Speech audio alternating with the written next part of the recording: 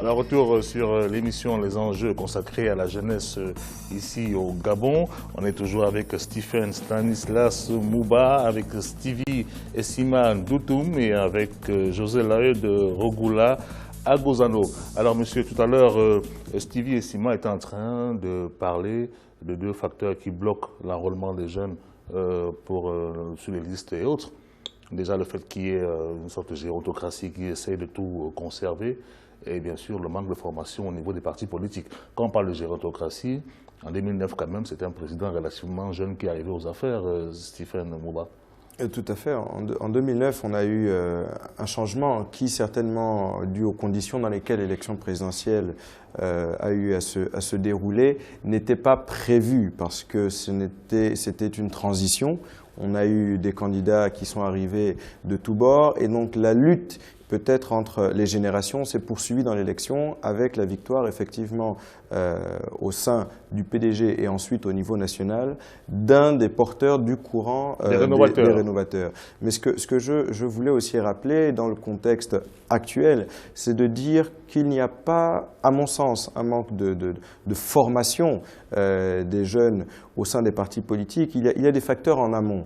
Et 10 ans en avant, 15 ans en avant, les représentants des jeunes dans les partis politiques avaient pratiquement 40 ans, voire 45 ans, et étaient des gens qui, en réalité, préparaient leur carrière politique. Aujourd'hui, nous avons, et je vais prendre un cas comme celui du Parti démocratique gabonais, dont le représentant, M. Vivien Péa, qui est un jeune juriste, est sorti de ses études, a eu, à la suite du congrès du PDG, cette fonction, et aujourd'hui incarne au sein de ce parti une jeunesse qui a moins de 35 ans, qui est formée, qui est éduquée et qui est en capacité de comprendre les enjeux, les tenants et les aboutissants du développement du pays. C'est ça que vous voulez Plusieurs dire. partis, ce cas n'est pas uniquement au sein, au sein de l'UPG, enfin de l'une des tendances de l'UPG, puisque c'est un parti qui est en délitement. Il y a aussi un jeune, d'ailleurs juriste, qui aussi s'exprime de la sorte, mais il faut bien comprendre qu'il y a aussi une grande partie qui dépend de la volonté de ces jeunes-là d'aller en politique. Ce n'est pas tant la formation,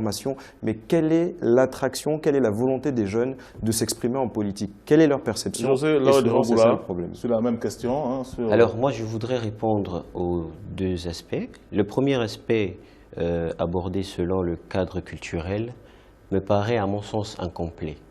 Parce qu'en réalité, la jeunesse, en tant qu'acteur politique, a deux rôles.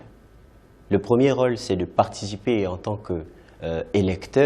qu'électeur au choix de ses dirigeants. Sur le cas du rôle de l'électeur, le contexte culturel ne s'explique pas. Parce qu'en tant qu'électeur, il n'y a pas le rapport personne âgée et petite personne. Pourquoi? Parce que là, on ne vise pas à diriger à la place d'une personne âgée. Mais sur le cadre, par exemple, de la concurrence avec les personnes âgées, le facteur culturel pourrait s'expliquer parce que dans nos traditions, ce sont les anciens qui dirigent. Mais le Gabon est un État moderne. En ce moment, il faut donc compter avec l'appui de la jeunesse. Et nous avons vu dans les pays où vous avez des maires qui ont 20 ans, 21 ans. Le cas de la France, qui est un exemple qu'on a l'habitude de prendre, vous avez des maires qui ont effectivement 20 ans, 21 ans. Et pour répondre au deuxième argument que mon voisin a développé, celui concernant effectivement le manque d'éducation dans les partis politiques, je ne partagerai pas cet avis, mais certains partis politiques manquent de laboratoire. Mais il y en a d'autres qui en ont et qui font une formation générale de leurs jeunes. Alors, pour trancher là-dessus, passer à autre chose, Stevie, vous êtes en train de suivre la campagne électorale en cours. Est-ce que vous avez l'impression que les préoccupations des jeunes sont au centre de cette campagne lorsque vous suivez les professions de foi qui sont édictées? Alors, merci. J'avoue être un peu baladé par des réponses. À la fois, le Gabon est État moderne, on compare avec la France. Il y a quand même un pluralisme de forme qu'il faut respecter. Mais le principe, je parle d'éducation politique, pas d'éducation intrinsèque ou académique. Voilà. Mais maintenant, sur la question, moi je pense que les aspirations des jeunes sont consignées en forme de bonnes intentions dans les programmes politiques présentés par les candidats. Ce n'est qu'encore une forme de bonnes intentions. la jeunesse, ce qu'elle veut, ce qu'elle aimerait, c'est qu'elle-même, elle soit Actrice. Actrice, mais mieux, qu'elle soit au centre même de l'opérationnalisation de ses bonnes intentions. C'est-à-dire, en fait, vous voulez qu'elle puisse être, par exemple, est-ce que vous souhaitez le prochain président puisse insérer, donnons un exemple, 30-40% de jeunes au poste.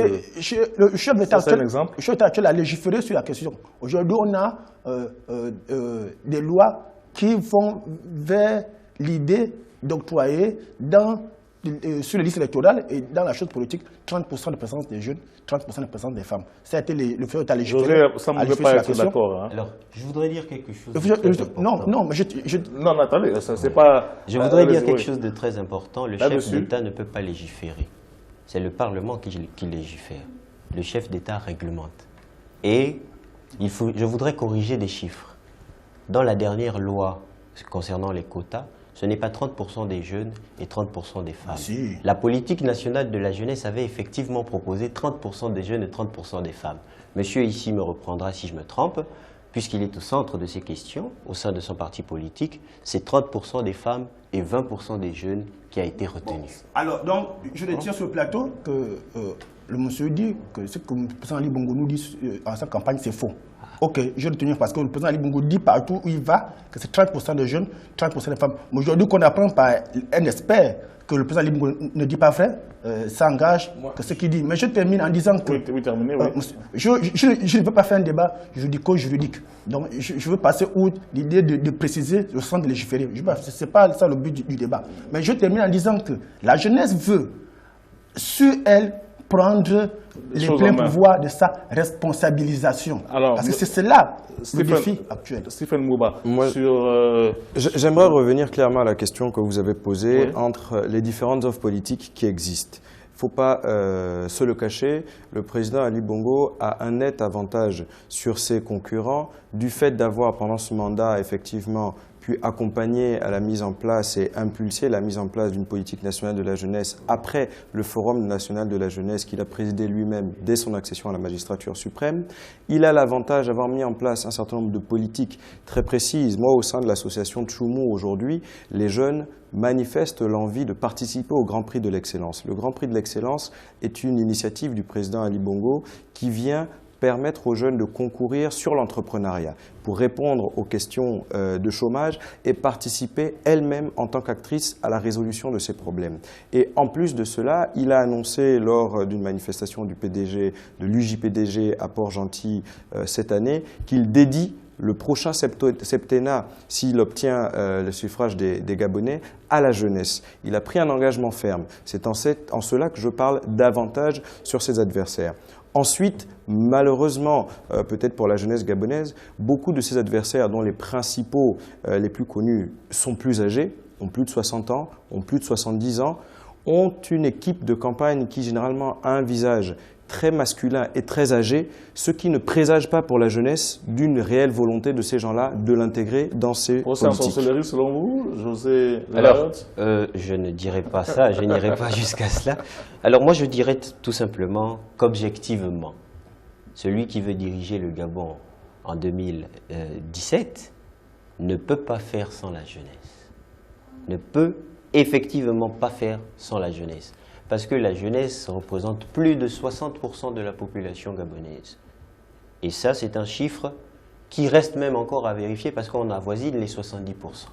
Vous voyez, comment voulez-vous objectivement diriger un pays où la majorité de la population est jeune sans compter avec la jeunesse? Je ne reviendrai pas sur ce qu'a fait le président de la République parce que ça a déjà été développé.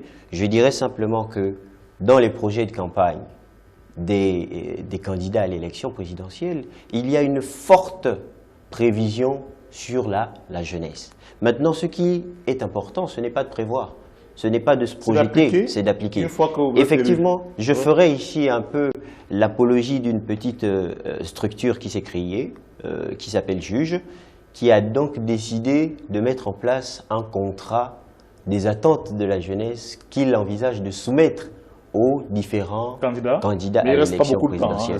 Voilà. Monsieur Thierry, je pense que c'est bien d'écouter mes concitoyens, mes compatriotes. Mais moi, je pense que le problème de la prise en compte de la jeunesse dans les programmes de campagne ne se pose pas. Puisque je vous ai dit tout à l'heure qu'on assiste vraiment à des actes de bonne foi dans tous les programmes de société des candidats. Le problème, c'est quelle est la place qu'on donne à la jeunesse dans l'animation, n'est-ce pas, de ces sésames, n'est-ce pas, qui sont dédiés à celle-ci. Et c'est là tout le problème. Or, aujourd'hui, que ce soit dans les partis politiques ou dans les états-majors politiques, on assiste plus à un phénomène qui est celui d'utiliser la jeunesse, pas comme l'instrumentalisation, mais dans une forme de socialisation de masse. Bétail électoral. Voilà. Il faut bien, il faut bien que la jeunesse soit là, parce qu'une fois, on la reconnaît d'ailleurs, excusez-moi, aujourd'hui, le grief que l'on fait à notre cher délégué de l'UJ, c'est de lui dire qu'il est un jeune danseur. Ça peut être infondé, mais voici le retour que l'opinion a de celui qui est le porte-parole de la jeunesse gabonaise en disant qu'il est un jeune danseur. Voilà. Un jeune donc, danseur, un jeune danseur, ça veut dire prêt à mobiliser les foules. Donc on le réduit à ça. Voilà, donc ce caractère... Je ne veux pas rentrer dans le débat de personnes et la vision que peut-être vous avez du représentant des jeunes du PDG. Et déjà, ce n'est pas le représentant des jeunes du Gabon, c'est le représentant des jeunes du Parti démocratique gabonais. Le réduire à cela, moi je dis non, parce que mon association, par exemple, a été invitée à plusieurs événements organisés par ce parti politique et sa section des jeunes sur la recherche d'emploi, sur comment passer des entretiens, sur comment développer des projets d'entrepreneuriat et non pas sur les activités culturelles qui auraient pu être relatives à la danse. Voilà. Donc c'est un procès qui va être nauséabond pour la jeunesse. Nous devons nous-mêmes faire la promotion de ce qui est bien parmi nous. On se retrouve, monsieur, dans quelques minutes pour la dernière partie de l'émission.